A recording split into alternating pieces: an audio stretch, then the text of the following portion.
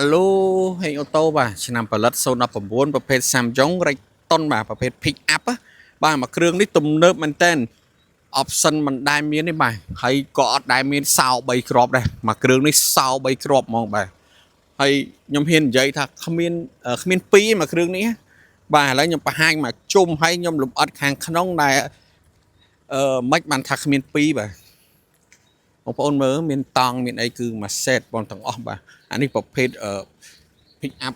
បាទហើយឥឡូវខ្ញុំបង្ហាញខាងក្នុងផ្លេចបញ្ជាក់អានេះស្តុកថ្មីយើងតែមកដល់បាទគឺអត់តន់សម្អាតទេបាទប៉ុន្តែគាត់ថាភិនភាគថ្មីប៉ុណ្ណឹងបាទឥឡូវខ្ញុំនិយាយពីភិនភាគធួសិនជាអានេះក៏សិនជាដែរណាបាទហើយបើកដបូនៅខ្វះនេះទៀតបាទចង់ប្រាប់ថាមាន wireless ឆាកមួយទៀតបាទអញ្ចឹងអត់ដែលមានទេបាទមួយគ្រឿងនេះបាទទៅតែឃើញទេមួយគ្រឿងនេះបាទបញ្ជាក់ឆ្នាំផលិតវា019សោ3គ្រាប់បាទបើកដបូហើយម៉ាស៊ីនត្រជាក់មាន3បាទមានមុខមានកដាហើយក៏មានក្រោយមកទៀតបាទថ្មីបាទទៅនេះជូនមក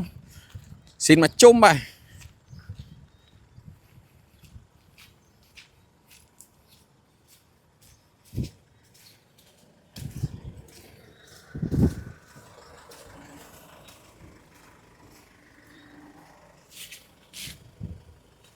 បាទអរគុណច្រើន